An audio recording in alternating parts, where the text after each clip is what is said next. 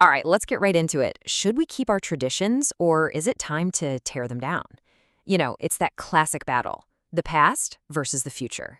So let's actually put your traditions to the test. I've got a quick quiz for you. Okay, first one up, visiting relatives on the holidays. Is this like a super necessary thing that really strengthens those family bonds? Or is it kind of an unnecessary chore that, you'd secretly rather skip? You make the call.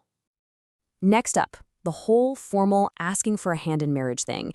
Is that a timeless sign of respect, or is it just an outdated relic that has absolutely no place in our world today? What do you think?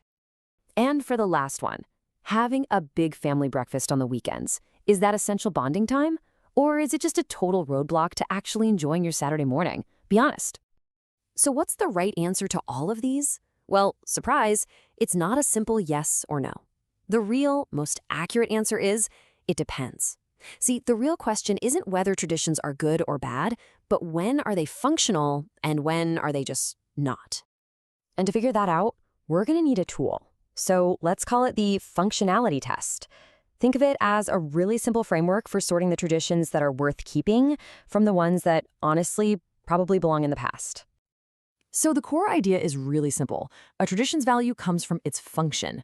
Like right here, right now. Does it actually solve a problem for you? Does it make life smoother for you and the people around you? Or is it just adding friction and making things way harder than they need to be? Okay, let's break that down a bit. A functional tradition, well, it acts like a social lubricant. It gives you security, it eases friction, it protects you. But a dysfunctional one, it does the exact opposite. It creates conflict, it holds back progress, and it just bogs you down. And this brings us to something really important. We have to avoid zombie traditions. You know what I'm talking about. It's when a whole community follows traditions without ever thinking about them. They're not engaging with their culture. They're just mindlessly obeying an old script. It's tradition on total autopilot. But hey, that doesn't mean all scripts are bad. Not at all. In fact, the absolute best traditions, they act like life's hidden algorithms. They give us a roadmap for exactly when we feel the most lost. No, seriously, think about it like this. Life is way too complex to try and navigate from scratch every single day, right? So traditions are kind of like pre-written code, this code that's been tested over generations that tells us how to act in life's most confusing and high-stakes moments. Let's take a funeral, for example. In that moment of total shock and grief, you don't have to think about what to do next. You can't, really. The tradition just provides a script. There's the ceremony, the gatherings, the memorials. It's this social support system that kicks in automatically, giving you stability when your entire world feels like it's been turned upside down. And get this, there's actually a powerful scientific reason this works. These rituals, like just showing up and visiting someone who's in mourning, they literally trigger the release of a social hormone cocktail in our brains. That physical presence, that shared experience, it is such a potent form of healing. It's something you just can't get from a text message. No way. But just like with technology, algorithms can become outdated, right? Code needs to be updated. So what happens when a tradition that once served a really important purpose starts to cause more problems than it solves? Well, it's because no culture is static. They're not frozen in time.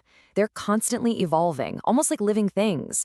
And a tradition that might have been a perfect fit 100 years ago can become a heavy, useless burden as the world just completely changes around it. And you know what? This change often follows a pretty predictable pattern. First, societies gain more wealth and education. Then, they start interacting more with different cultures. People start to develop more individual skills, so they're less dependent on the group just to survive. And that's the moment the old ways get put under a microscope, and change becomes pretty much inevitable. Okay, so if everything is always changing, how are we supposed to navigate all this? We need some kind of moral compass, right? Something to help us decide what's worth keeping and what we should probably just let go of. Now, a common argument you hear is that traditions are just a cage, that they're just a set of rules designed to limit our personal freedom. But is it really that simple? Well, think about this little paradox. A tradition might tell you not to do something that your impulses are absolutely screaming for you to do. And at first, yeah, that feels like a loss of freedom. But by helping you control that harmful impulse, that very same tradition can actually increase your long-term freedom. It literally stops you from becoming a slave to your own worst desires. It's a limitation that is, believe it or not, liberating. So what's the ultimate test then? Well, the philosopher Aldo Leopold offered this beautifully simple compass. He argued that anything that supports the diversity, the beauty, and the continuation of life is good, and its opposite is evil. We can take that exact logic and apply it to our traditions. So using that compass, a tradition becomes harmful if it starts to reduce diversity, and that could be diversity of people or of thought. It's harmful if it shuts down communication or creates division between groups. If it decreases mercy and connection, then it has failed the test. It's doing more harm than good, simple as that. So, at the end of the day, after all this analysis, it really comes back to you. The choice of what to do next, that's always a personal one. The big takeaway here isn't that you have to choose between blind rebellion on one side and blind acceptance on the other. It's not about smashing traditions just for the sake of it, and it's definitely not about being a zombie. The real goal here is conscious, deliberate evaluation. So I'm going to leave you with this question. Take a hard look at your own life, at the rituals you practice, big and small. Which tradition in your life truly, honestly serves you? And which one is just holding you back?